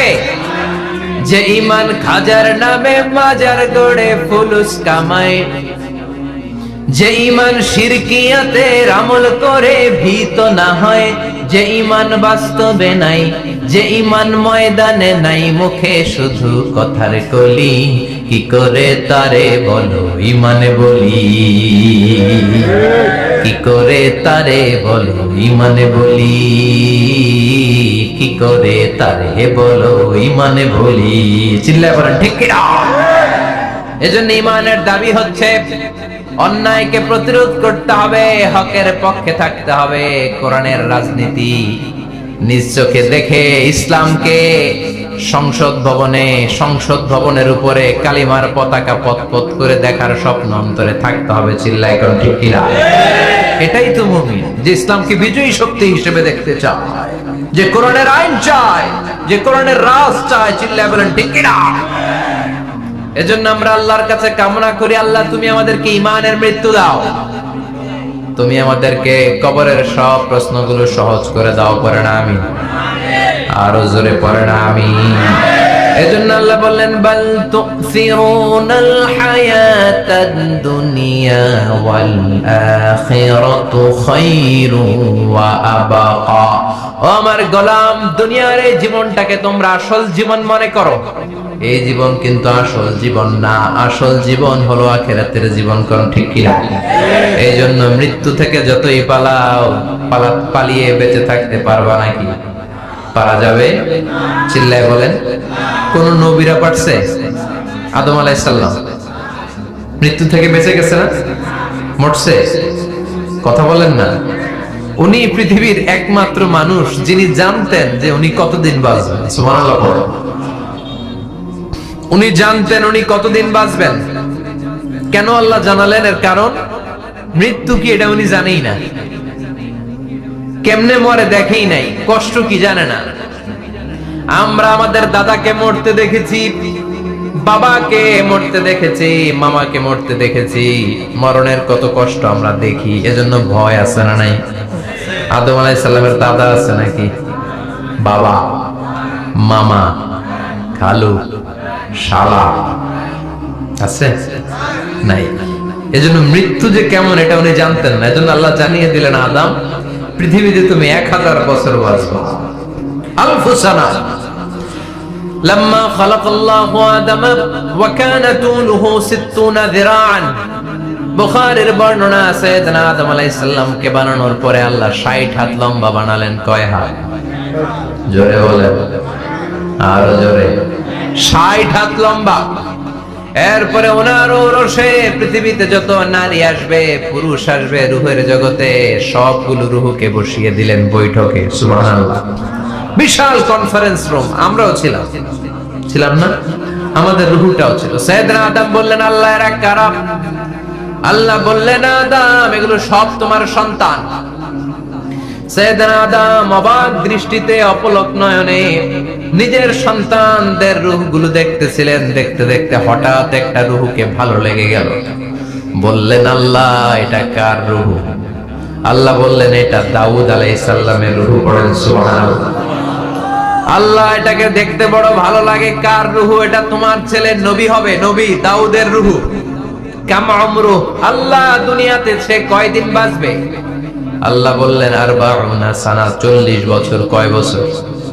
সবাই বলেন কয় বছর? 40 বছর। সাইয়েদনা আদম বললেন, মাবুদ আমার এত সুন্দর কলিজার টুকরা সন্তান দাউদ আলাইহিস সালামকে দুনিয়াতে মাত্র 40 বছর আপনি কেন দিলেন? আল্লাহ প্রথম মানুষ এবং নবী হিসেবে আপনার কাছে ফরিয়াদ করি, আমার ছেলে দাউদের বয়স বাড়ায়া দেন। আল্লাহ কয় না, হাদা কদ কুতিবা, এটা লেখা হয়ে গেছে। রুফিআতিল আকলাম ওয়া জাফফাতিস সুহুফ, লিখে ফেলছি, কলম শুকায় গেছে, কালি শুকায় গেছে, এটা চেঞ্জ করা যাবে? সাইয়েদনা আদম বললেন, আল্লাহ আমি বাঁচবো কয় বছর? কয় তুমি থাকবা কয় বছর? আলফু সানা, 1000 বছর। মনে আছে? আল্লাহ আমার 1000 বছরের দরকার নাই, আমি আমার 1000 বছর থেকে 60 বছর আমার ছেলে দাউদরে আমি দিয়ে দিলাম। আদম আলাইহিস সালামের 1000 বছর থেকে 60 বছর যদি দান করে দেয়, ওনার আর কত রইল? 940। আর 60 বছর যদি দাউদ নবীর 40 বছরের সাথে যোগ দেয়া হয়, উনি পেলেন কয় বছর? 100। সাইয়েদনা আদম পৃথিবীতে আসলেন, এসে থাকতে শুরু করলেন। দিন গড়িয়ে রাত আসে, মাস গড়িয়ে বছর আসে, বছর যায় বছর আসে। ঠিক 940 বছর পর মালাকুল মাউত আদম আলাইহিস সালামের কাছে আসলেন। বললেন, আনা মালাকুল মাউত উকিলা বিকুম, আপনাদের জন্য আল্লাহ আমাকে বানিয়েছে রূহ কবজ করতে। ও আদম, আবুল বাশার, পৃথিবীর প্রথম মানব, প্রথম নবী, আপনার সময় শেষ, রেডি হন। কি হন? খেলা শুরু হবে। এখনই রূহ কবজ করে নিয়ে যাব। সাইয়েদনা আদম বলে, এখন আসছো কেন? আমার আরো 60 বছর বাকি আছে। মালাকুল মউত বলে, না, আপনি রূহের জগতে আল্লাহর কাছে আপনার সন্তান দাউদকে কয় বছর দিয়েছিলেন? 60 বছরের জন্য 940 বছর আপনার জন্য লেখা। আমি এখন আপনার রূহ কবজ করতে চাই। সাইয়েদনা আদম বলে, আমি মানি না, আমি কাউকে দেই নাই। 60 বছর আমি দেই নাই, আমি আরো বাঁচবো, আমি আরো বাঁচবো, 60 বছর আমি বাঁচবো, আমি দেইটাই নাই। নিয়ে যাও। মালাকুল মউত আল্লাহর যে বলে, আল্লাহ দেয় নাই বলে। আসলে ভুলে গেছে, আসলে আফাতুল ইলমি আন-নিসিয়ান, মানুষ ভুলে যায়, মানুষ বড্ড ভুলে যায়। আমরা অনেক সময় খাইয়াও কই খাই নাই। অনেক কিছু আপনি দিছিলেন কিন্তু ভুলে যাই, গলার নিচ দিয়ে নামার পরে কই তুমি কিচ্ছু দাও নাই। আছে না নাই? নাসিয়া আদম ফানাসিয়া বানু, আদম আলাইহিস সালাম ভুলে গেছেন, তাই আমরাও ভুল করি, ঠিক কি না? এজন্য আমাদের নেতারাও বলে এটা দেব ওটা দেব, নির্বাচনের পর সব ভুলে যায়। আছে না নাই? ওই যে আদম আলাইহিস সালাম ভুলছে, আমরাও ভুলে যাই। ওনাদের দোষ কি? ভুলে যায়, বেমালুম ভুলে যায়। আল্লাহ বললেন, মালাকুল মউত আর জোরাজুরি করো না। 940 নয়, ঠিক 1000 বছর পরে আদমের কাছে যাবা। আমি আমার আদমের ভাগ্যে এই জিনিসটাই রেখে দিয়েছিলাম রে মালাকুল মউত। আমি আগ থেকে এটাই রেখেছি, আমি জানতাম সে ভুলে যাবে। চিল্লা এখন সুবহানাল্লাহ। তার মানে পৃথিবীর সবচাইতে লম্বা মানুষ, 60 হাত লম্বা, এত শক্তিশালী আদম আলাইহিস সালাম শ্রীলঙ্কা প্রথম নেমেছিলেন। এক লাফ দিলে আধা মাইল চলে যেতেন। সুবহানাল্লাহ। কি লম্বা মানুষ! থাকতে পারছে? কথা নাই। ঘুমে ধরছে? শেষ করে দেই। হ্যাঁ, আরো কয়েক মিনিট চলবে, চলবে, চলবে। তাকবীর দেন, লিল্লাহি তাকবীর। আদম আলাইহিস সালাম চলে গেলেন। ওনার পরের নবী ইদ্রিস আলাইহিস সালাম, উনি মরে নাই। ইদ্রিস আলাইহিস সালাম মরছে। কে বলছে? উনিও মরেছেন। তবে ওনার মৃত্যুর আজীব এক ঘটনা আছে, অনেক লম্বা কথা। এক ফেরেশতার সাথে ওনার বন্ধুত্ব হয়েছিল। বলেছিলেন, আমি আকাশ দেখতে চাই, আল্লাহর কাছে অনুমতি চাই। আল্লাহ বলল, ঠিক আছে, ইদ্রিসকে আকাশে ঘুরাও। প্রথম আকাশে ঘুরলেন, দ্বিতীয় আকাশে ঘুরলেন, তৃতীয় আকাশে ঘুরলেন, চতুর্থ আকাশে ঘুরলেন। ইন দ্য মিন টাইম চতুর্থ আসমানে মালাকুল মউত পৃথিবীর দিকে নেমে আসছিল। ওই ফেরেশতা বলে, মালাকুল মউত আপনি কই যান? মালাকুল মউত বলে, একটু আগে আল্লাহ ফরমান জারি করেছে, চতুর্থ আসমানে আমার নবী ইদ্রিসের রূহ কবজ করো। সুবহানাল্লাহ। আমি বললাম, আল্লাহ আপনার পাঠানো নবী সাইয়েদনা ইদ্রিস থাকে দুনিয়ায়, চতুর্থ আসমানে পামু কই? আল্লাহ কয়, কথা নাই, দৌড় দে। আমি দৌড় দিলাম, এসে দেখি ইদ্রিস আলাইহিস সালাম এখানে রেডি। সুবহানাল্লাহ। ওয়া রাফা'নাহু মাকানান আলিয়্যা। ইদ্রিস আলাইহিস সালামের রূহ কবজ দুনিয়ায় হয় না, চতুর্থ আকাশের মধ্যে হয়েছে। একটু চিৎকার করে পড়বেন সুবহানাল্লাহ। এরপরে সুলাইমান আলাইহিস সালাম, উনি তো মরে নাই, মরছে। উনি জিন চালাইতো, উনিও মরবে। শক্তিশালী একজন নবী ছিল। উনি মালাকুল মউতকে বলেছিলেন, মালাকুল মউত আমার মৃত্যুর সুয়াইয়া, সামান্য কিছু আগে আমারে বইলো, আমার একটা কাজ আছে। মালাকুল মউত মৃত্যুর কিছু সময় আগে এসে বলল, সুলাইমান টাইম ইজ আপ, সময় শেষ, অল্প কিছু সময় বাকি, কি করবেন করেন। সাইয়েদনা সুলাইমান জিনদেরকে ডাকলো, ও জিনেরা, বিশাল একটা প্রজেক্ট আছে, প্রজেক্টে কাজ শুরু করো। আর কিছুদিনকে বলল, চারদিকে গ্লাস ফিটিং করা একটা রুম বানাও। সাইয়েদনা সুলাইমান আলাইহিস সালাম গ্লাস ফিটিং করা রুমের ভেতরে ঢুকলেন। এই রুমে ঢোকার দরজা নাই, হাতে একটা লাঠি নিলেন। কি নিলেন? লাঠির মধ্যে ভর করে দাঁড়িয়ে রইলেন আর জিনদের দিকে তাকিয়ে রইলেন। জিনেরা এত বদমাশ ছিল, সাইয়েদনা সুলাইমান দাঁড়িয়ে না থাকলে কাজ করতো না। ছিল ফাঁকিবাজ। কি ছিল? দাঁড়ায় না থাকলে আজও লোকজন কাজ করতে চায় না, ঠিক কিনা? মালিক দাঁড়ায় থাকলে ঠিকই কাজ হয়ে যায়। সুলাইমান আলাইহিস সালাম লাঠির মধ্যে ভর দিয়ে দাঁড়িয়ে রইলেন আর বললেন, কাজ করো। জিনেরাও কাজ শুরু করলো। ওদিকে মালাকুল মউত এসে বলে, ও সুলাইমান, সময় তো শেষ। সুলাইমান বলে, সমস্যা নাই, রূহ কবজ করো। উনি লাঠির মধ্যে ভর দিয়ে দাঁড়িয়ে রইলেন। গ্লাস ফিটিং করা রুমের ভিতরে কোরআন সাক্ষী। মালাকুল মাউত ওইভাবে লাঠিতে ভর দেওয়া অবস্থায়, দাঁড়ানো অবস্থায় সাইয়েদনা সুলাইমান আলাইহিস সালামের রূহ কবজ করে নিলেন। উনি এমন ভাবে দাঁড়িয়েছেন, রূহ চলে গেল, লাশ হয়ে দাঁড়িয়ে রইলেন। লাঠির মধ্যে দাঁড়িয়ে আছেন, জমিনের মধ্যে লুটিয়ে পড়ে নাই। সুবহানাল্লাহ। জিনগুলো দূর থেকে ভাবলো বস তো দাঁড়ায় আছে। কে দাঁড়ায় আছে? জিনেরা মনে করছে বস দাঁড়ায় আছে, কাজ করতে হবে। করতে করতে পুরা প্রজেক্টের কাজ শেষ। ইন দ্য মিন টাইম ঝিঝি পোকা, উই পোকা, যেই পোকা কাঠ খেয়ে ফেলে, এই কাঠ খাওয়ার পোকা সুলাইমান আলাইহিস সালাম লাঠির ভেতরে ঢুকে লাঠিও খেয়ে ফেলেছে। সাইয়েদনা সুলাইমান আলাইহিস সালাম ধপাস করে জমিনে পড়েছে। আর জিনেরা কয় হায় হায়, খালি খালি কাম করছে এতদিন। সুবহানাল্লাহ করবেন না? সুলাইমান আলাইহিস সালাম বাঁচতে পারেন না, চলে গেলেন। মুসা আলাইহিস সালাম মরছে, উনি মরবে কেন? উনি তো খালি মারে। মরছে এক থাপ্পড়ে ফেরাউনের বাবুর্চি নাই। মুখের আগে হাত চলতে কয়েকজন, এর মধ্যে মুসা আলাইহিস সালাম আছে না নাই? মালাকুল মাউত মানুষের আকৃতিতে, অনুমতি না নিয়ে ঘরের ভেতরে ঢুকে গেল। ঢুকে বলে আনা মালাকুল মাউত, আমি মৃত্যুর ফেরেশতা। তো কি চাও? জিতু আন আকবাদা রূহাক, আপনার রূহ কবজ করতে আসছি। কিন্তু মুসা আলাইহিস সালাম দেখতেছেন দিব্য একজন মানুষ, কি দেখে? আবার সালাম দেয় নাই, অনুমতি নিয়ে ঢুকে নাই। অমিয়া অনুমতি নিয়ে ঘরে ঢোকার দরকার আছে না নাই? মুসা আলাইহিস সালামের মেজাজ বড় গরম। উনি বললেন কি করবি? কয় আপনারে মারবো। কয় এদিকে আয়। মালাকুল মাউত মনে মনে ভাবে এতদিন সব মানুষগুলো আমারে দেখলে দিত দৌড়, আজকে মনে হয় আমারে দিতে হবে দৌড়। এক পা গায়ে দুই পা পেছায় সাহস করে সামনে গেলেন। আবার মুসা আলাইহিস সালাম দিলেন এরকম থাপ্পড়। ফাসাক্কাহু ফাফাকু আইনা, বুখারীর বর্ণনা, এক থাপ্পড়ে চোখ নাই।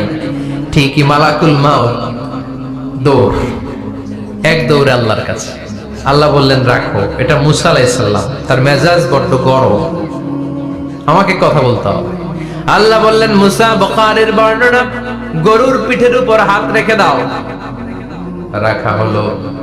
তোমার হাতের নিচে গরুর যত পশম, প্রত্যেক পশমের বিনিময়ে এক এক বছর করে হায়াত বাড়িয়ে দিলাম। মুসা আলাইহিস সালাম অনেক চালাক নবী। উনি বললেন আল্লাহ, আমার হাতের নিচে যদি গরুর 2000 পশম থাকে, তার মানে 2000 বছর হায়াত বাড়িয়ে দিলেন। কিন্তু এক্সট্রা হায়াত যখন শেষ হয়ে যাবে এরপরে কি হবে? আগে ওইটা বলেন। আল্লাহ বললেন সুম্মাল মাউত, তারপরে তো মুসা মরতেই হবে, আসতেই হবে। সাইয়েদনা মুসা আলাইহিস সালাম বললেন ফাল আনা, তাহলে আর দেরির দরকার নাই, এখনই আমি আপনার কাছে চলে যেতে চাই। মালাকুল মাউত মুসা আলাইহিস সালামের রূহ নিয়ে উড়াল দিলেন। সুবহানাল্লাহ। বাঁচতে পারছে? বিশ্বনবী মরে নাই, উনি ইন্তেকাল করেছেন। চিল্লায় এখন ঠিক কিনা? ইন্তেকালের আগে বিশ্বনবী প্রচন্ড অসুস্থ হলেন। মা আয়েশারে ডেকে বললেন, আয়েশা মনে হয় আমি বাঁচবো না। ওই যে খায়বার বিজয়ের দিন, খায়বার দুর্গ বিজয় করার পরে এক ইহুদি মহিলা আমার দাওয়াত দিয়েছিল। ওই দাওয়াত খেতে যাওয়ার পরে গোশতের মধ্যে বিষ মাখানো হয়েছিল রে আয়েশা। ওই বিষ মাখানো খাসির গোশত খেয়ে যে ব্যথা আমার পেটে উঠেছিল, আজ আবার সেই ব্যথা উঠেছে। বিশ্ব নবী ওই বিষ খাওয়ানো গোশতের কারণে ইন্তেকাল করেছেন। তার মানে বিশ্ব নবী শাহীদ। জামা আল্লাহু বাইনা নবুওয়া ওয়া শাহাদা, আল্লাহ বিশ্ব নবীকে শুধু নবী বানায় নাই, শহীদ হিসেবে কবুল করেছেন। সুবহানাল্লাহ করবেন না? প্রচন্ড অসুস্থ, উনি ছাড়া মসজিদে নববীতে কেউ ইমামতি করার সাহস পায় না। বিশ্বনবী বললেন আবু বকর তুমি যাও, আবু বকরও যায় না। বিশ্বনবী বললেন পানি আনো। বিশ্বনবী পানি দিয়ে ওযু করলেন। ওযু করে কয়েকজন সাহাবীকে ধরে উঠতে চাইলেন, আবার ধপাস করে বেহুশ হয়ে পড়লেন। বিশ্বনবী উঠতে পারে না। আবার বললেন ঠান্ডা পানি আনো। পানির ভেতরে বিশ্বনবী দুই হাত ঢুকিয়ে দিয়ে ঠান্ডা ভিজা হাত দিয়ে চেহারার মধ্যে মাসে করলেন আর বললেন ইন্নালিল মাউতি লা সাকারাত, হায়রে মৃত্যুর কি যন্ত্রণা, হায়রে মৃত্যুর যে কি কষ্ট। ও মিয়া, বিশ্বনবী যদি মৃত্যুর কষ্টে কাতরায়, আমাদের অবস্থা কি?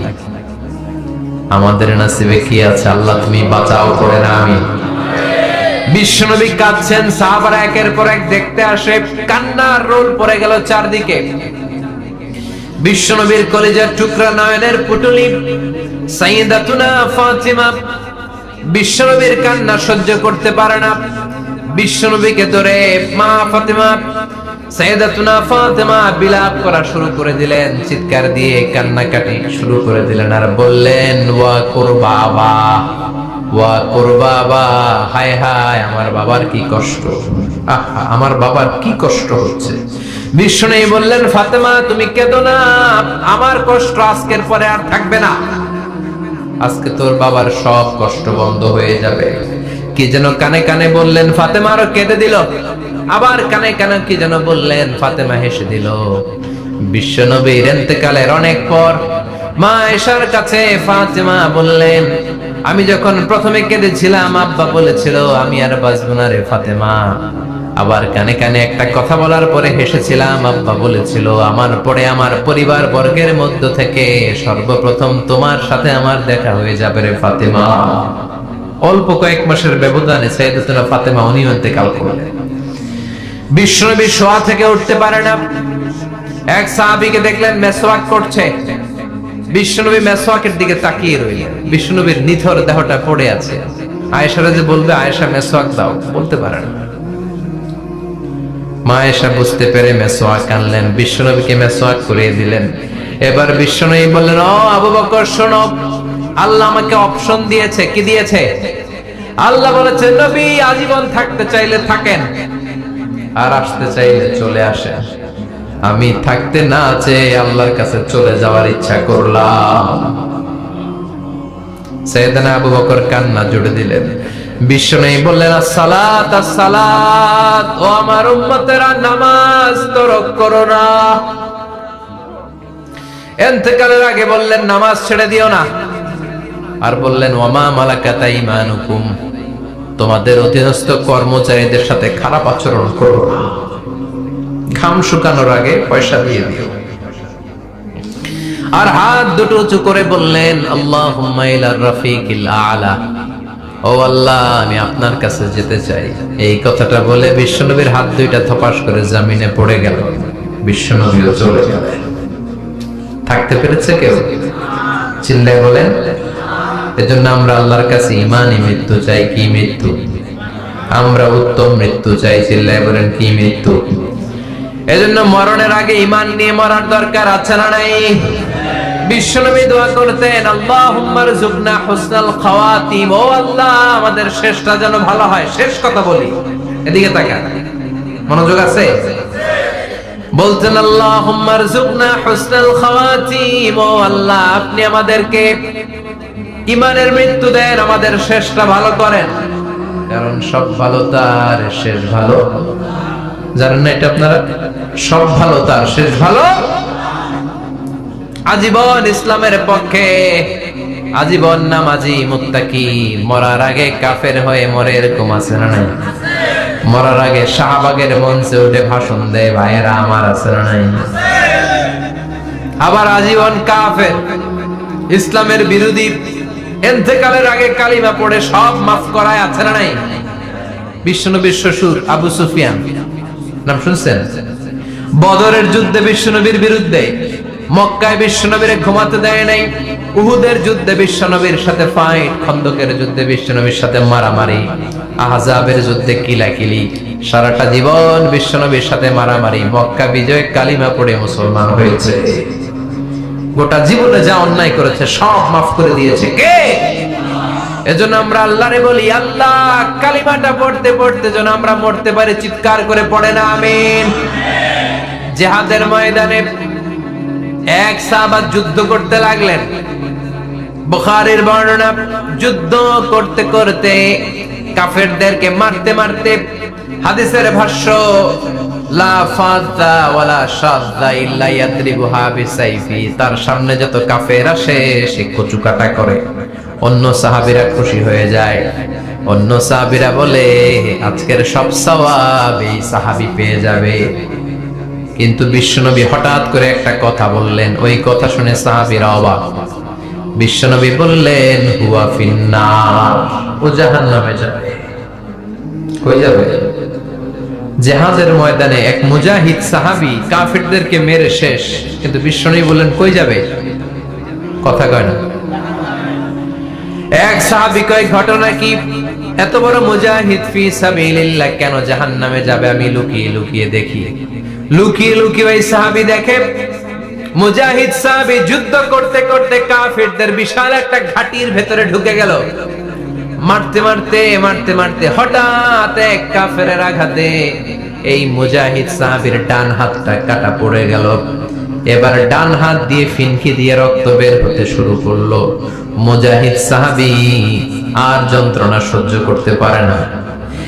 যন্ত্রণা সহ্য করতে না পেরে কাতরাতে কাতরাতে নিজের হাতের ছুরিটাকে জমিনের মধ্যে গেড়ে দিয়ে ছুরির উপরে ঝাঁপিয়ে পড়ল। পেটের এই দিক দিয়ে ঢুকে ওপাশ দিয়ে বের হয়ে গেল, এফার ওপার হয়ে গেল, মানে আত্মহত্যা করলো। ঠিক কিনা? জাহান্নামী না? কথা কও। লুকিয়ে লুকিয়ে যে সাহাবা দেখেছে চিৎকার দিয়ে বিশ্বনবীর কাছে যেয়ে বলে আশহাদু আন্নাকা রাসূলুল্লাহ, ও নবী আপনি যে আসল নবী, কোনো সন্দেহ নাই, আমি লুকিয়ে লুকিয়ে দেখেছি। ওই মুজাহিদ সাহাবা বেঁচে নাই, সে কাফেরের আঘাতে শহীদ হয় নাই, নিজের পেটে নিজে ছুরি ঢুকিয়ে আত্মহত্যা করেছে। আজীবন বিশ্বনবীর সাথী, মরার আগে জাহান্নামী। আমরা কেউ জানি না আমাদের শেষটা কেমন হবে, এজন্য আমাদের শেষটা ভালো হোক, ভেরি সেনসিটিভ। আমাদের শেষটা ইমানের হোক। এখন যেমনি মাথা ঠিক আছে, বুদ্ধিমত্তার সাথে শাহাদাত বাক্যের উপর যেন আমরা মরতে পারি, আমরা পড়ি আমিন। চিল্লায় পড়েন আমিন। কি করে বুঝবেন মৃত্যুটা ভালো হলো?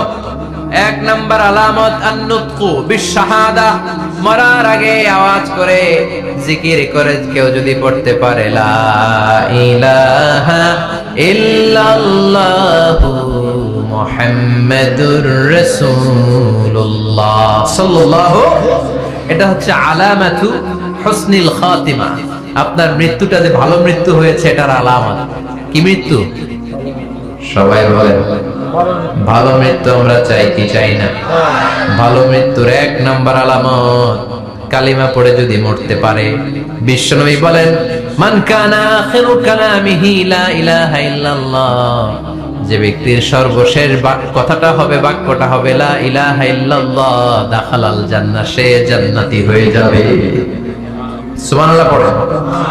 এরপরে বিষ্ণু বললেন আল মুমিনু ইয়ামুতু বিজাবিল জাবিন, মুমিন যখন মারা যায় তার কপাল ঘেমে যায়। সুবহানাল্লাহ পড়েন।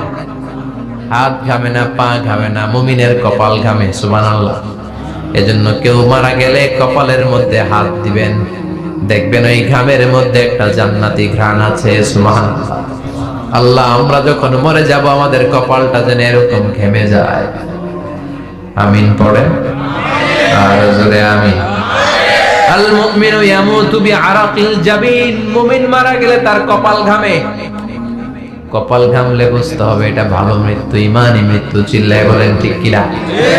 এরপরে বিশ্বনবী বললেন ফি লাইলাতিল জুমা, জুমার রাতে যদি মরে, আও ফি শাহরি রমাদান, কিংবা রমজান মাসে যদি মরে, আও ফি সাফারিল হজ, কিংবা হজের সফরে যদি মরে। বাংলার জমিন থেকে অনেক হাজিরা হজ করতে যায়, অনেকে ওইখানে যে আরাফাতের ময়দানে মারা যায়, এরকম হাজি আছে না? খুশনসিব, এটা খুশনসিব। আলহামদুলিল্লাহ পড়েন। এরপরে বিশ্বনবী বললেন মাউতুশ শাহাদা, আল্লাহর রাস্তায় জিহাদ করে কালেমার বাণীকে উপরে তুলে ধরার জন্য কেউ যদি শাহাদাতের বাণী, শাহাদাতের পেয়ালা পান করে, শাহাদাতের মৃত্যুর চাইতে ভালো মৃত্যু আর হতে পারে না। শাহাদাতের মৃত্যুর চাইতে শ্রেষ্ঠ মৃত্যু আছে নাকি? কথা বলেন। আমরা শহীদ হতে চাই কি চাই না? আমাকে শহীদ করে ওই মিছিলে শামিল করে নিও, আমাকে শহীদ করে সেই মিছিলে শামিল করে নিও, যে মিছিলের নেতা মীর হামজা, খোবায়েবে খাব্বাব, আল্লাহর কাছে তারা অতি প্রিয়, শামিল করে নিও। আমাকে শহীদ করে সেই মিছিলে শামিল করে নিও। পড়ে না আমি শাহাদাতের তামান্না যেই মুমিনের অন্তর নাই, অন্তরের ভেতরে নাই, ওই লোক কি মুমিন হতে পারে নাকি? মান সাআলাল্লাহ শাহাদা, বিশ্বনবী ফরমান, যে ব্যক্তি আল্লাহর কাছে শাহাদাতের মৃত্যু চায়, বাল্লাগাহুল্লাহু মানাজিলাশ শুহাদা ওয়া ইন মাতা আলা ফিরাশিহি, কেউ যদি আল্লাহর কাছে শাহাদাত অন্তর থেকে কামনা করে, রব্বুল আলামিন ওই ব্যক্তিকে শাহাদাতের মর্যাদায় নিয়ে যাবেন, যদিও সে বিছানায় পড়ে পড়ে মারা যায়। বিছানায় পড়ে মারা গেছেন, কিন্তু অন্তরে কামনা ছিল, আল্লাহ আমারে তুমি শাহিদ হিসেবে কবুল করো। শাহিদদের কাতারে আপনারা দাঁড় করায় দিবে কে?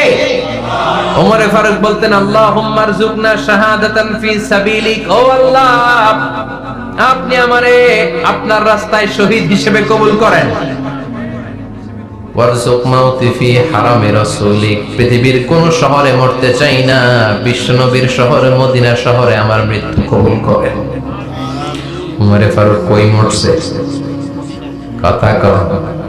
ফজরের জামাতে ইমামতি করতে গিয়েছেন মাওলাল মুগীরা আবু লুলু আল মাজুসি, মাওলাল মুগীরা আঘাতে অ্যাসাসিনেটেড বাই মুগীরা, স্টেবিং করেছে এখানে, তিনটা আঘাত করেছে, একটা এখানে, একটা পাজরে, একটা নাভির মধ্যে, নাভি কেটে দুই ভাগ।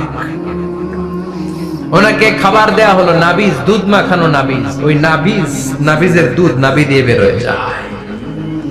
উনি বললেন, কে মেরেছে আমাকে? বলল, অগ্নি উপাসক। শুকরিয়া করে বললেন, আল্লাহ আমারে কোনো মুসলিম মারে নাই, কোনো মুমিন মারে নাই। উনি বেহুশ ছিলেন, হুশ ফিরে সবাই রে বললেন, আসল্লান নাস, ফজরের যেই নামাজটা আমার ইমামতিতে শুরু হয়েছে, এক রাকাতের পর আমাকে মারা হলো। এবার আমাকে বলো, আমার নেতৃত্বে যে নামাজটা শুরু হয়েছে, নামাজটা ঠিক মতো হয়েছে কিনা? সুবহানাল্লাহ। আমারে কে মারলো? কে তোমাদের খলিফা হবে? কি হবে আমার আব্দুর রহমানের, আব্দুল্লাহ? এগুলো নাই, প্রথম কথা ছিল মানুষরা নামাজটা পড়েছে কিনা। সুবহানাল্লাহ। এজন্য শাহাদাতের তামান্না সবচেয়ে বড় তামান্না, চিল্লায় বলেন ঠিক কিনা? এরপর বিশ্বনবী বললেন, মুরাবিতান ফি সাবিলিল্লাহ, মুসলিম রাষ্ট্রের পাহারা দেয় যারা, বর্ডার গার্ড। আমাদের দেশের বর্ডার গার্ডরা কি বলে? আগে বিডিআর ছিল, এখন বিজিবি। আমার বিজিবির ভাইয়েরা না খেয়ে না পড়ে শীতের রাতে দেশ পাহারা দেয়। বিএসএফ এর গুলিতে যদি মারা যায়, এটা শহীদ। সুবহানাল্লাহ। এর চেয়ে শ্রেষ্ঠ মৃত্যু আর হতে পারে? এরপরে আল মাউতু আলা আমালিন সালেহ, কোন ভালো কাজের উপর মরণ। নামাজে সেজদা দিয়েছে, সেজদা অবস্থায় অনেকে চলে যায়, এরকম আছে না নাই?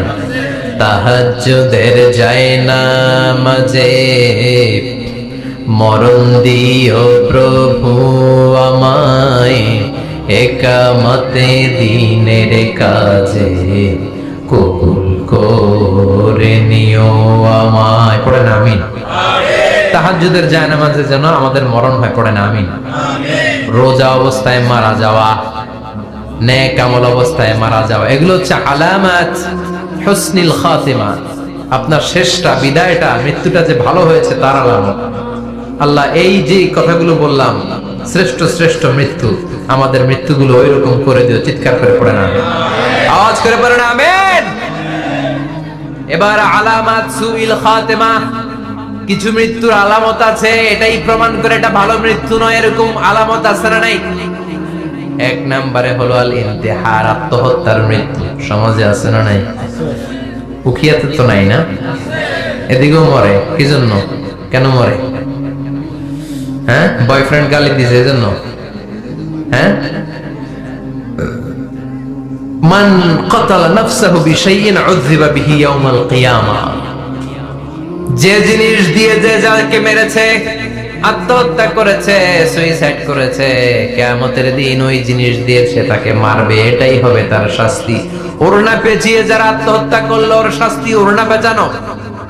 বিষ খেয়ে যারা মারা গেল, তার শাস্তি জাহান্নামের বিষ খাবে আর চিৎকার করবে। ছুরি ঢুকিয়ে যারা মারা গেল, জাহান্নামের আগুনে ঝলসানো ছুরি শুধু ঢুকাবে। আল্লাহ আত্মহত্যা থেকে বাংলাদেশে বাঁচাও, আমাদের ছেলে মেয়েগুলারে বাঁচাও। চিৎকার দিয়ে বলেন আমিন। আত-তাআক্কুদ ফিল লিসান ফি লা ইলাহা ইল্লাল্লাহ, আজীবন কালেমা পড়ে নাই, আজীবন কালেমারে বাস দিয়েছে, এখন মরার সময় সবাই কয় কলমা পড়েন, কলমা পড়ে, এখন পড়তে চায় মাগার মুখ দিয়ে বাইর হয় না। আছে না নাই? এরকম ডাকায় তো কিয়াতে নাই, কলমা পড়তে পারে না, আটকায় যায়, মরে গেছে। এই মৃত্যুটা কি ভালো কথা বলে? ফি হালাতি শুরব, অনেকে মদ খাইতে খাইতে মরে, আছে না নাই? জুলুম করতে করতে মরে, আছে না নাই?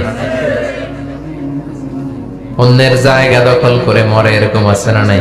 ফি হালাতি ইরতিকাবিল কাবায়ের, যে কোনো কবিরা গুনাহ কর অবস্থা যদি মারা যায়, এটা খারাপ মৃত্যু, অপমৃত্যু, এটা জান্নাতি মৃত্যু নয়। চিৎকার করে বলেন ঠিক কি না? এরপর ফি সাখাতিল ওয়ালিদাইন, বিশ্বনবী বললেন কোন ছেলে যদি মারা যায় এমন অবস্থায় মা বাবা তার উপর রাগান্বিত, এটা ভালো মৃত্যু? কথা বলেন।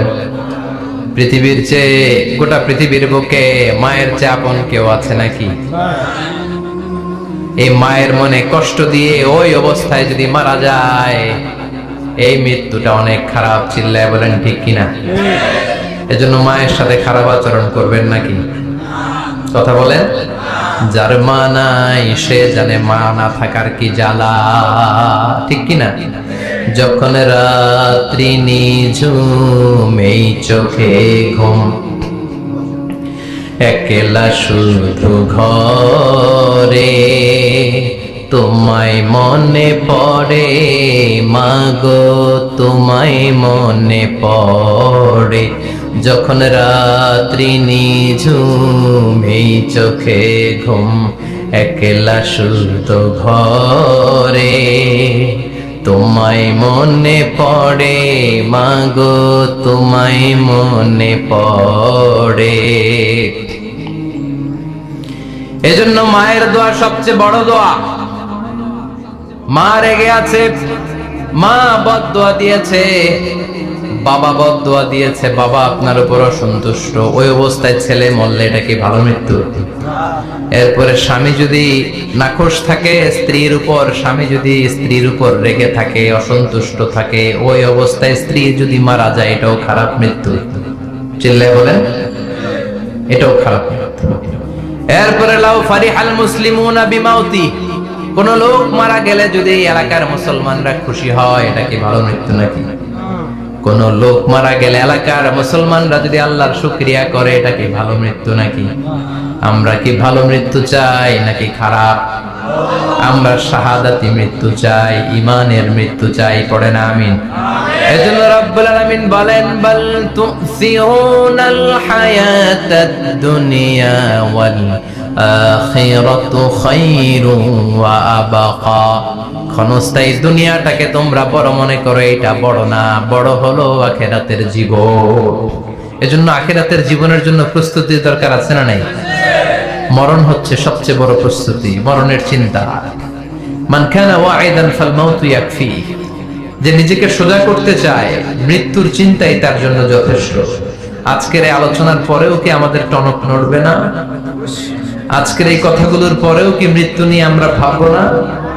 আজকের আলোচনার পরেও কি আমার হিসাব শুরু হওয়ার আগে আমি একটু নিজের হিসাব কষে নিব না?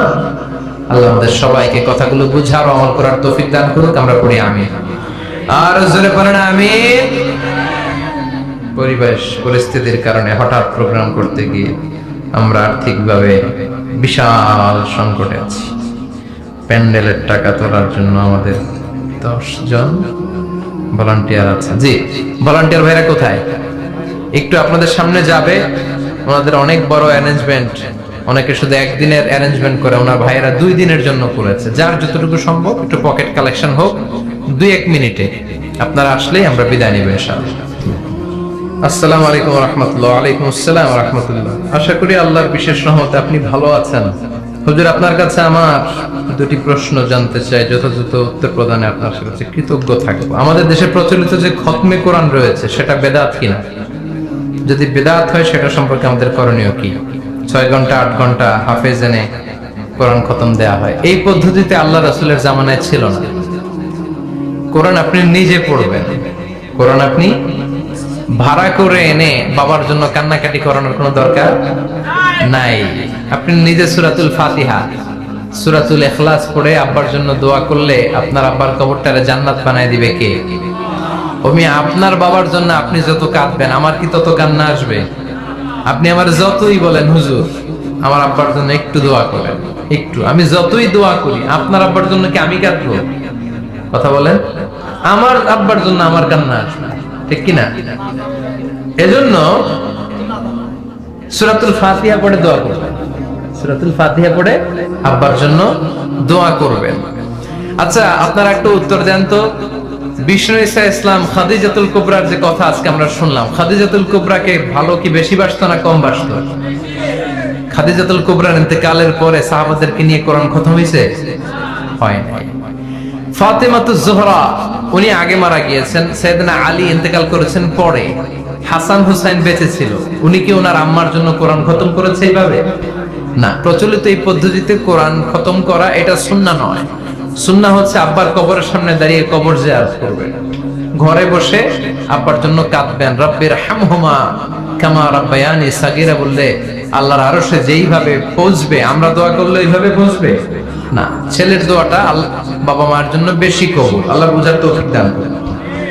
যে ব্যক্তি সুদ ঘুষ খায়, মানুষের হক প্রকাশ্যে হারাম ব্যবসা করে, প্রিয় নবীর আদর্শ ব্যতীত অন্য আদর্শ না, প্রিয় নবীর আদর্শ ব্যতীত অন্য আদর্শ নিয়ে আল্লাহর সামনে দাঁড়ালে ওই আদর্শ আল্লাহর দরবারে কবুল